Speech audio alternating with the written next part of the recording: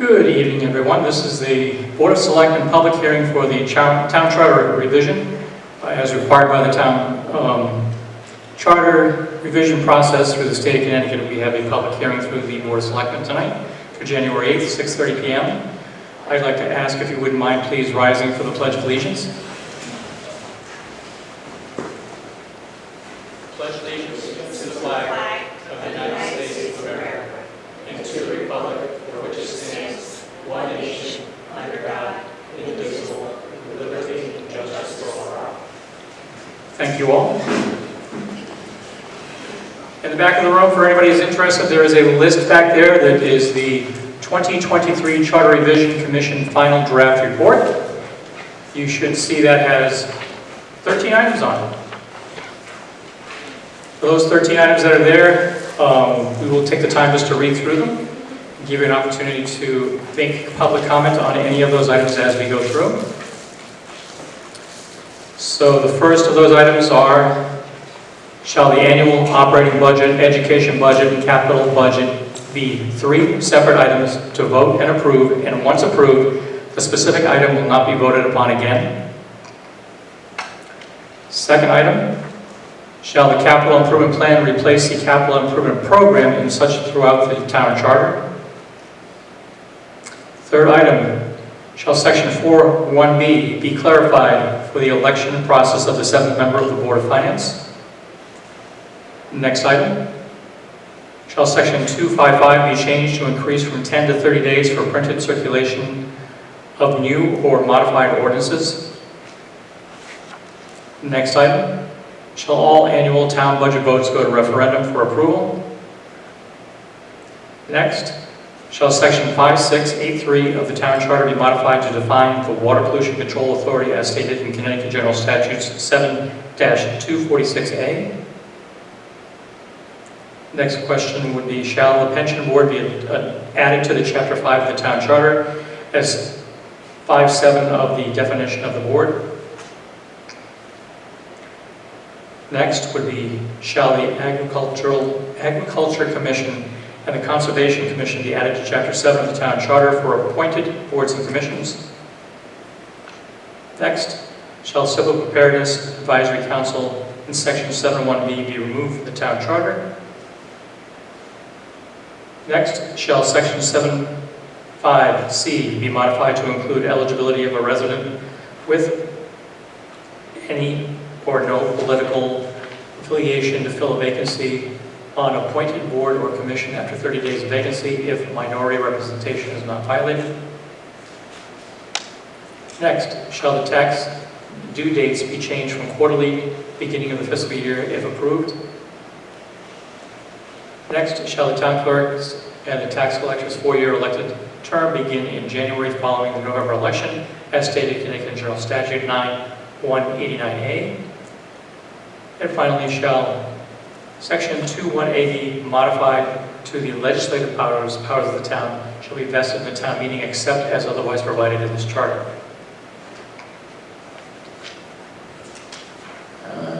So it looks like the paper that was passed out in the back was not full complete.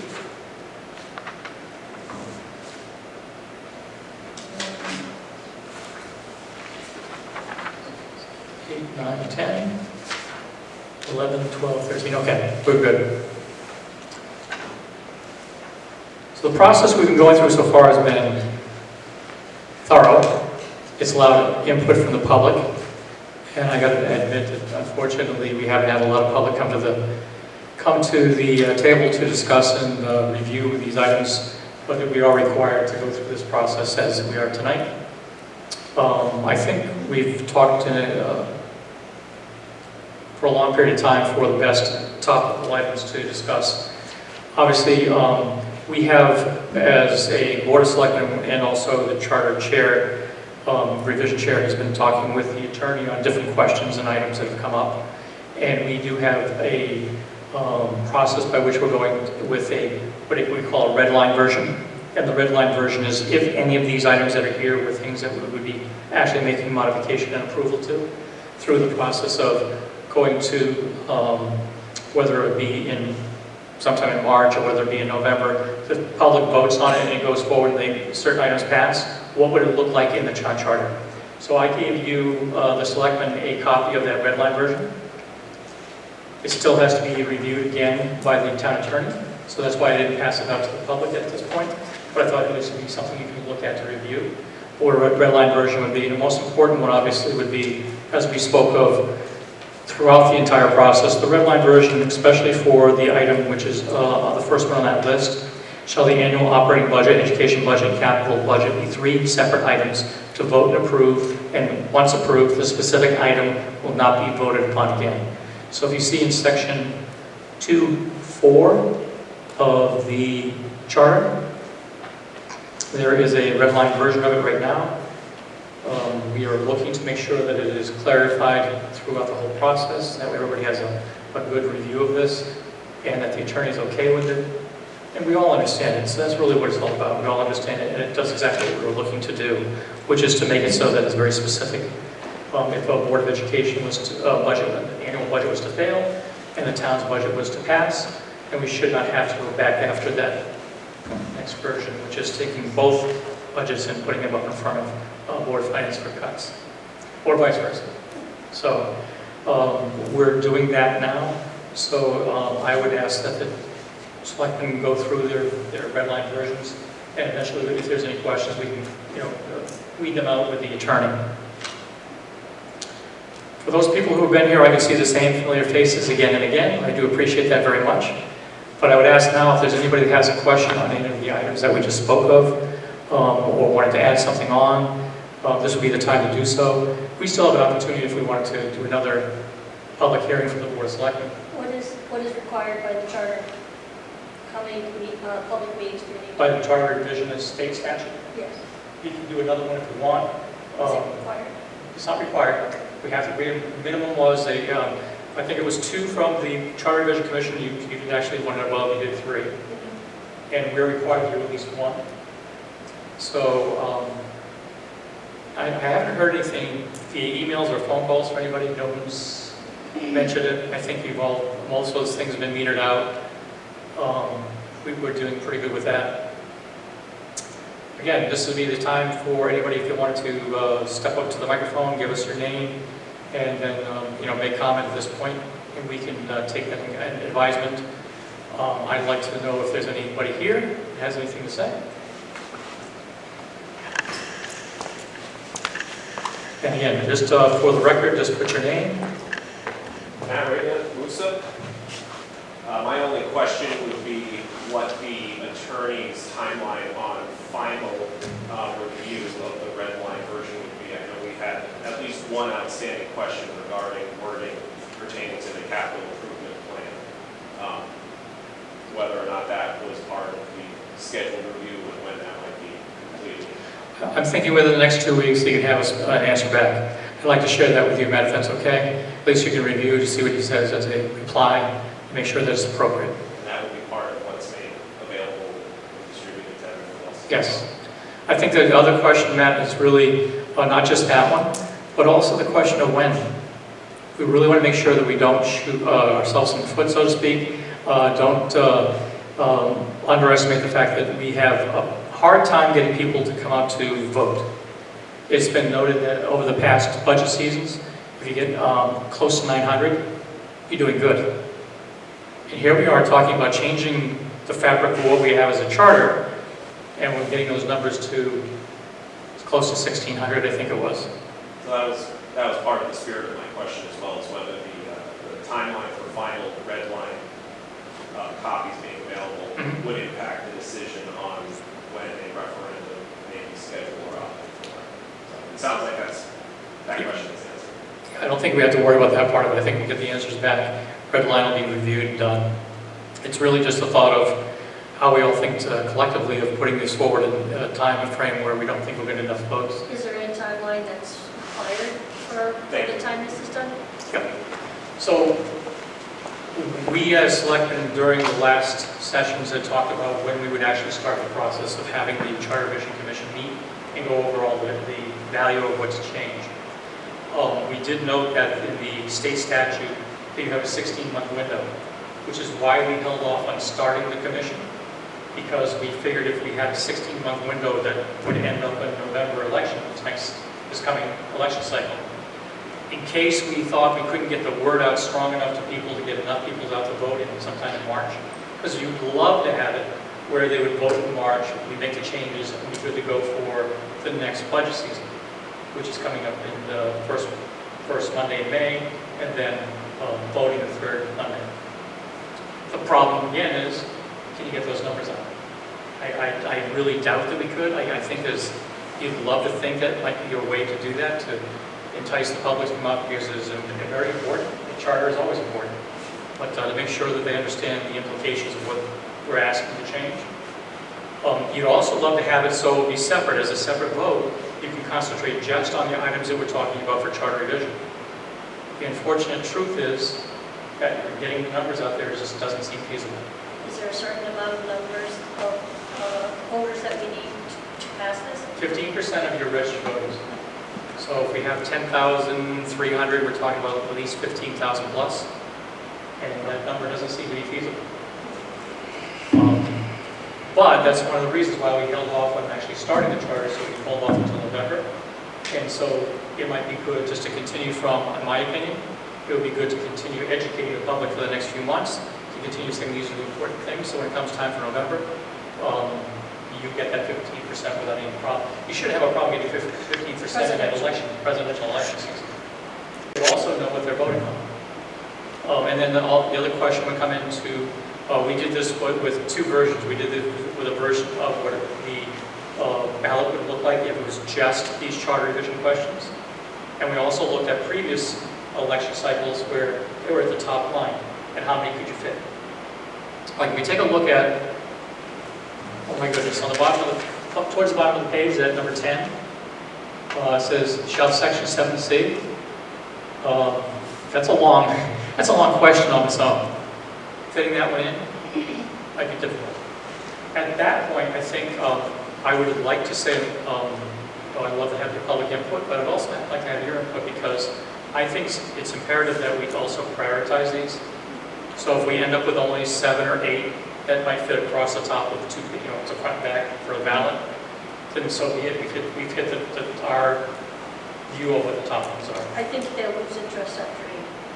Yep, we've done 14 before. Yeah, I know, but I'm just saying, once people start reading, if you don't prioritize what you really need to, after about 8, they start just watching.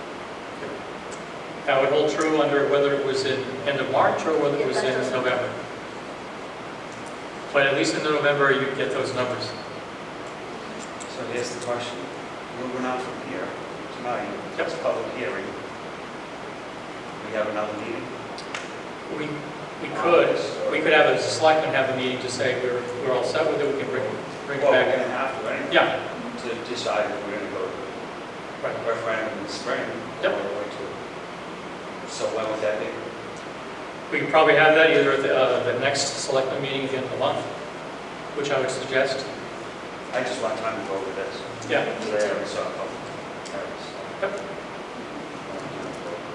Again, this is a rough red line, Yeah, and the attorney hasn't reviewed the whole process. because there's no rush to get that. No. And I think that's when the charter screwed up. Yeah. Because we didn't have time to go over Right, that. we weren't thorough. So I'd rather have more time. That's the reason why we're doing the red line this time. Anybody else from the public wish to speak? Jane Kipsikevich, Musa. I have a couple questions and a statement. So as I have articulated in other public meetings and at the charter revision meetings, I feel it is in the town's best interest to postpone and hold this at our next presidential election. With that said, I also was asking a similar question that Art just posed, is what is your timeline as selectmen for the decision making of whether you are going to hold the vote on this now or at the November election?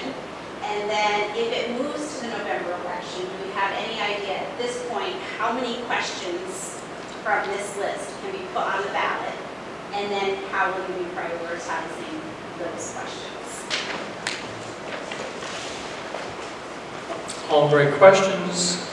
How many? It depends on the sizing of how we fit it. In that past, I've seen 8. So I would think that this could be about 8 in the same token. The other thing would be, you said how many and How will you prioritize? how prioritize. Well, I don't think we have any question whatsoever as to what the top priority would be. Number 1. I'd prioritize 6 or 7 already, in case we have to go to November. I already picked those out. I think that's a great charge for this Board of Selectmen meeting for the next, at the end of the month, is to have the Board of Selectmen review and prioritize themselves, and we come down and we'll talk about it.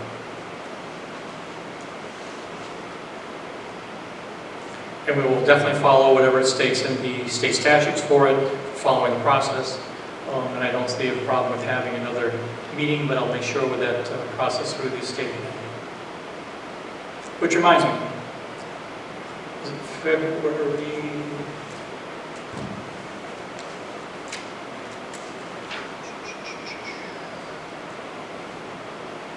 Yeah, it's February 7th, which is a Wednesday. I have invited the FOIA workshop presenter, and it's no longer the gentleman we had before, but he's retired and we have a new person now.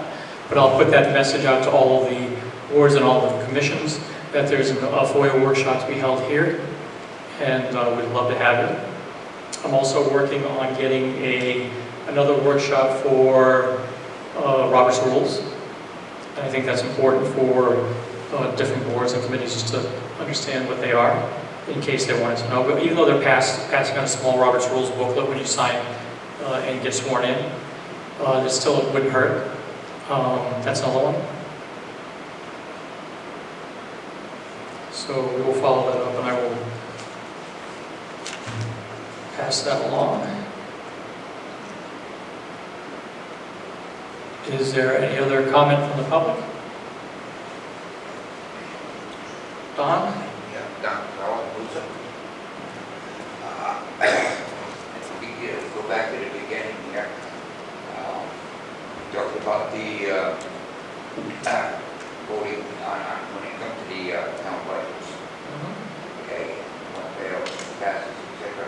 How about going to do a referendum each time or town meeting?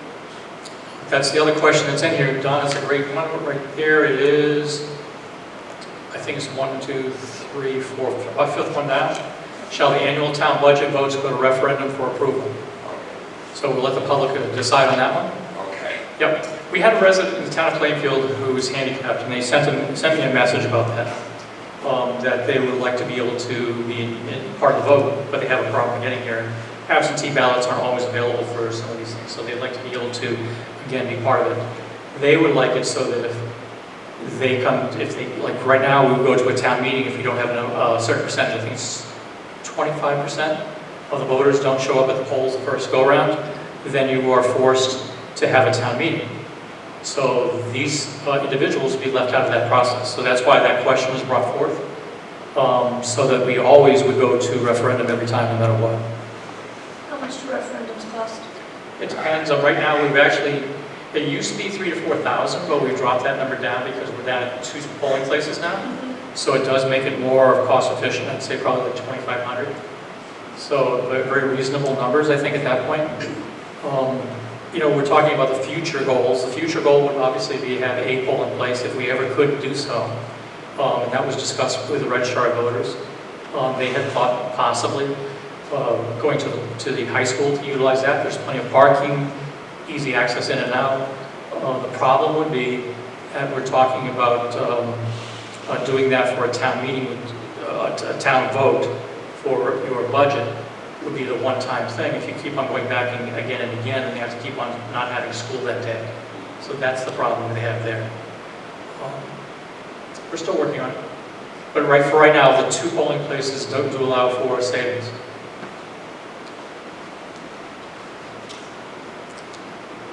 Anybody else? And again, I want to thank you very much for being invested in the town process for the charter revision. And thank you for coming out tonight. And we would entertain a motion to adjourn. Second. And Peg. All in favor, say aye. Aye. Thank you. We're now adjourned. The time is 6:50. And we have other business to go right into.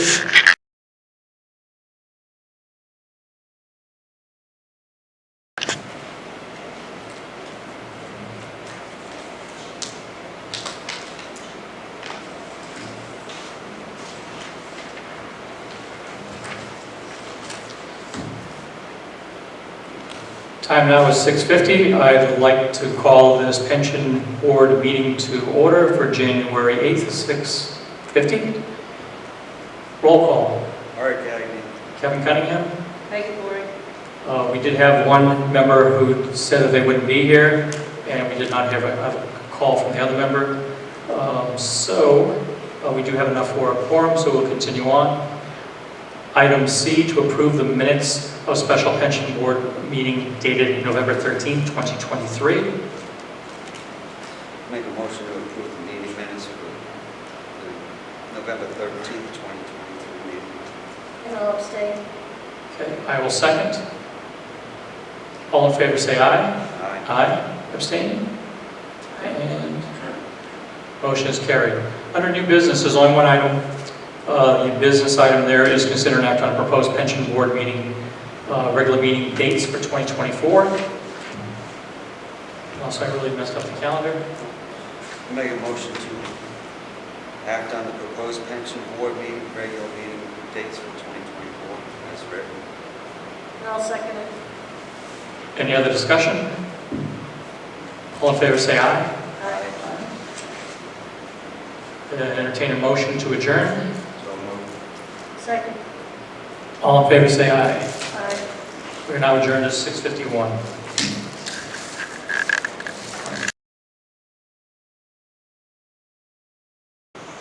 Good evening. The time is now 7 p.m. This is the Board of Selectmen meeting for January 8th, 2024. I would ask that you please rise for Pledge of Allegiance.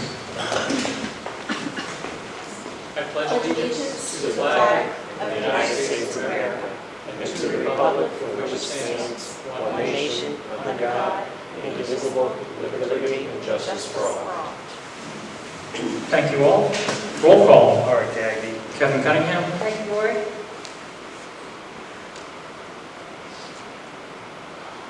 Okay. Item C, which is to approve meeting minutes for the amended Board of Select meeting from 12/26/23.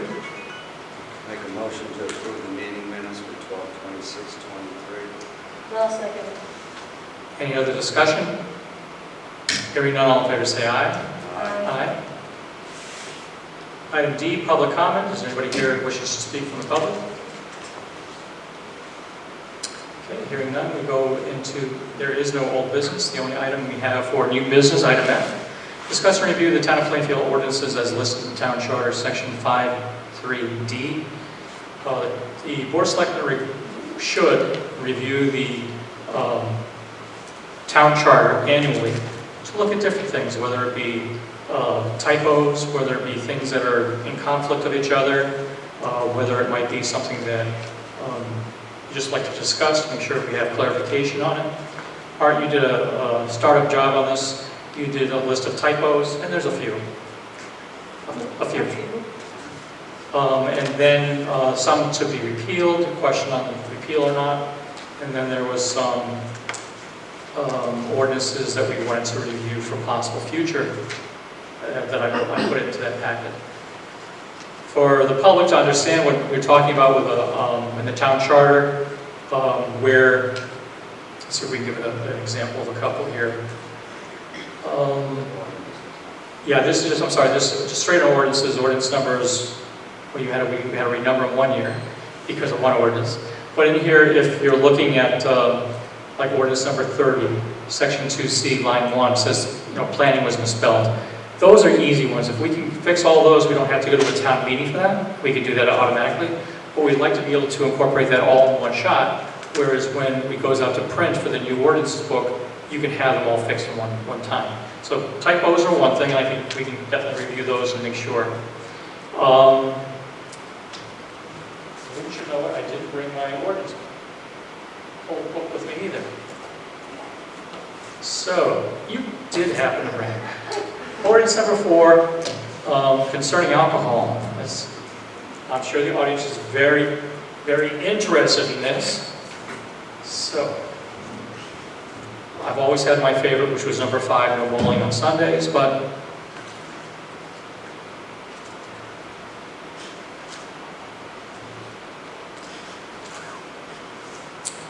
I would like to read ordinance number 4. Ordinance concerning sale of alcohol liquors on Sunday. This was in August 14th of 1935. It was voted to allow the sale of alcoholic liquor with meals in hotels, restaurants, and clubs on Sundays between the hours of 12 o'clock and 9 o'clock. That was it. I think we're different times now, different era. Well, we stay within that anyway. Yep. It's 8 or 9 o'clock on Sundays. Well, So, 9, right? well, that's what this ordinance says. What do bars do? No. Okay, so that's why we have to... Will you get a booklet? Oh, we can print you out a whole list of that if you want. Yeah. Thank you. So that was ordinance number 4. We want to repeal it. Discussion on that will be, we can talk about that later on once we get a book for you, review it. Number 13 was something we talked about, was it last year or the year before, with the ordinances for mobile homes. That has since evolved and has gone to, we created a town ordinance number 13 for 13. Ordinance concerning mobile homes, mobile parks, and trailers, and trailer parks. So the town had decided to create this ordinance, and eventually got out to a state statute which took it over, so there was no need for us to have this anymore. And we talked about that before, because it says in here we're supposed to collect fees. We never got fees. And that's because the state of Connecticut took that over. That's another one too. So ordinance 15 talks about we wanted to have state police back then because we didn't have a police department. And then there's ordinance number 66 repealed this. Yeah. So I'd like to be able to print this all for your review and take a look at it. My bedtime reading. There's some interesting ones in here for you or for the public to understand. Ordinance number 62 has a discussion of solar energy and tax break, and I'd like to review that one more time with the assessor, just so we know that there's no impact. How about this one? Ordinance number 64. There is a ordinance 64 which talks about, where are we? 62, 63. The reason I'm bringing it up is because people have to understand that these things are outdated, need to be updated for our books, but it says ordinance 64 authorizing property tax exemption to God's gift house in 1978. No longer valid, so. Same thing I think it was with the next one. It was another one of those that gave a Assembly of God, Central Assembly of God, that's another one. There's no existence of the check. It says right now. So this is some good reading for us. I'll get you a copy of the whole book. I have another one in here, which as we were going through the town charter review, it was something that caught my eye and I wanted to definitely discuss it. This is the item, I think I put it in your book, as it starts off with a stapled area called Ordinance 26, concerning adoption of retirement plan for paid town employees. It doesn't give much for detail because it says that it was voted to authorize and empower the Board of Selectmen and the Board of Finance to establish, administer, and maintain a retirement plan for paid employees of the town of Plainfield, said plan commencing in and for the fiscal year of July 1, 1970 to June 30th, 1971, and continuing thereafter. That was it. That was the entire pension plan discussed all in one sentence. To which, I have a question about that one. yep, Why is it just a number 2? Or is it number 1? again, it might have been a typo. It should have been number 1. Perhaps. Don't know. Perhaps. But then it goes on to say, from a special meeting by the Board of Selectmen on June 30th, 1992, that it was discussed. Old business, item number 1, establish a pension board. Michael Sad, motion to adopt a pension board as the following. 2 members of the Board of Selectmen, 1 member of the Board of Education being the chairperson, the superintendent of schools, and the Board of Finance chairman. It's since changed, obviously, because you'll note that we have a pension board that is made up of 3 select people, and then you also have the chairperson for the Board of Education and the chairperson for the Board of Finance. But I find nowhere that we adopted that as a modification anywhere. It is a letter that was written from then the chairperson, Bob Vickers, from the Board of Finance to the Finance Director, Joe Gillis, at the time, talking about how, I'll paraphrase a little bit here, but basically, this was written in 2006. At the time, the person who was the superintendent was no longer a resident of the town of Plainfield, and they really didn't think that was appropriate for having someone who was not a resident, because everybody else has voted on a board. So that's why they wanted to modify it. I'm looking to see if you're interested in looking to modify something with a ordinance. The ordinance number 140 would be an ordinance concerning pension board, and it gives purpose and powers and who and what their powers and authorities are. So I would have you review that and we can talk about that in the future as well. Because I think that's important, because we just don't have any real authority. What if somebody questioned it? Why are you giving me a pension if you don't have authority? So I'm having the attorney review this as well. So that's all this is. It was basically just a, thank you for bringing this. It's just a discussion item for us to review, and I think I'd like to bring this as a topic for the next Board of Selectmen meeting, to see what your pleasure is on different items. So, And just so you know, this review, oh yes, okay, there are more than just the typos and or suggested typos or repeals. So if you can go over all of that 3-page list, Yep. this is, it's from questions you had, Mary and I had, in the process of doing this over the past few years. It's just increased. We've done some of them, so it would be nice to have it. get through them all. Yep. Some of them are my questions, you know. Just to make sure clarification, you had marked it with an R or a T. Those are the ones that are on these lists. Okay, so typos or revision. Right. Okay. I'm not sure if they all are. It's, so. A little bit of homework for the next meeting.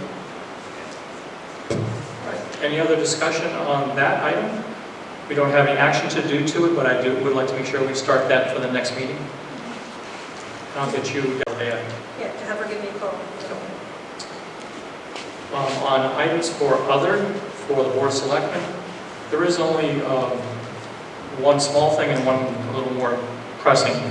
One is the fact that we're still looking for people for boards and commissions who are appointed, and I would ask that people go take a look on the town website, because it's been updated recently, and we could definitely move on that, because we need to fill people full positions. But we have to have definitely have somebody for economic development, have to have somebody still for conservation. Those are the 2 that have really been in need. Ethics, one person. Do you know how many openings we have? Conservation is 2. At least 2. Yes. Yep. 3. I think there's 2 on. One for sure. One for sure. If we get one person to go back and get sworn in, we're fine. If that person fails to reply back to any of the letters we sent. So that's one. That one's it's important for people to understand that. And the other one, which is pressing, is over the next couple of days, the state of Connecticut, TMIS has been sending out emails and messages, as well as Eversource, that over the next few days we have a severe storm coming through. I want people to be aware and understand that while the snow is one thing, the rain and wind is going to be another. They anticipate that the wind gusts will get up to 70 miles an hour for the next 2 days. And also the volume of rain, 2 to 3 inches, because there's nowhere for it to go, will cause flooding. So we will probably be opening up the Emergency Command Center for review with the state of Connecticut sometime like tomorrow afternoon, probably. But we'll monitor that. I want to make sure everybody knows it's a severe storm coming through, and please be advised. And with that, Motion to adjourn. Now, second. all right, time is 7:13.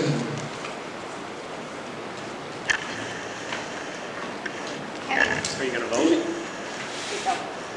gonna vote? Motion was made and seconded. Yeah, motion is made and seconded. All in favor, say aye. I'm recording, so I got to make sure I got it all. Yep. Motion to adjourn. All in favor, say aye. Okay, thank you. We can go right into our next meeting. Oh boy.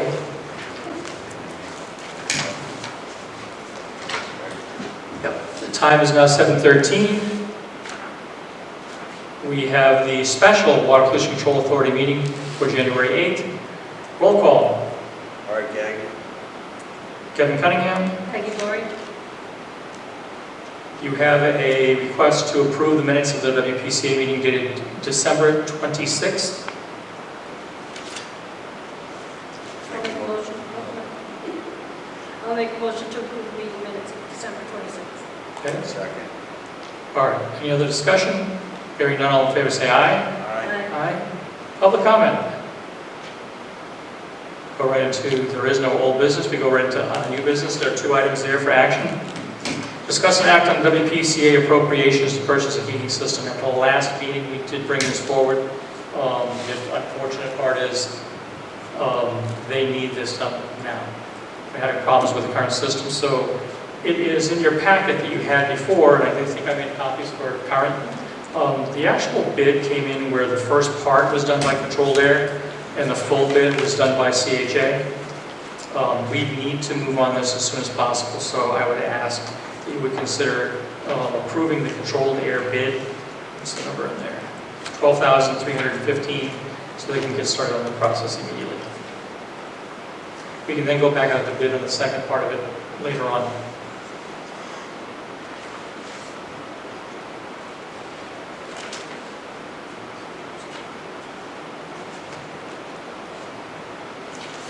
So we're only voting on the 12,000, right? Yes.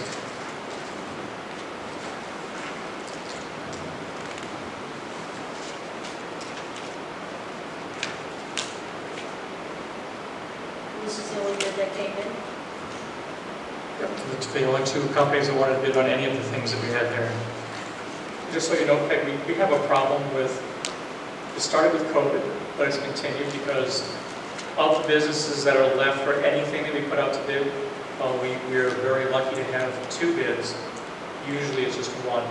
An occasional for the larger items, like if we did the demo for the annex, there was 11 companies coming forward for that. But most of the time when you're bidding out something like this, you're lucky to get 2, occasionally 3. That's why we modified the procurement policy to adjust for that, otherwise you can never get anything done. That's something recent that we didn't get with. Yeah. Nobody bid on.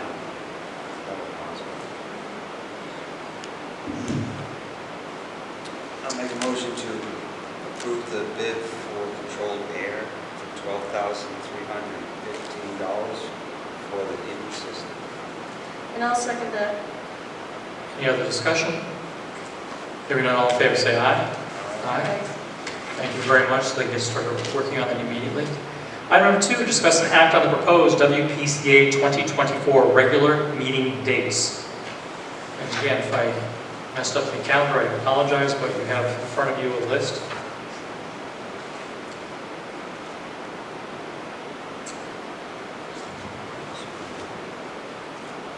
I make a motion to approve the dates listed. Second. Any other discussion? Hearing none, all in favor say aye. Aye. And entertain a motion to adjourn. So moved. All right. Second. Okay. All in favor say aye. Aye. 7:17. All right. That was it. Thank you all very much for coming out tonight. That's it.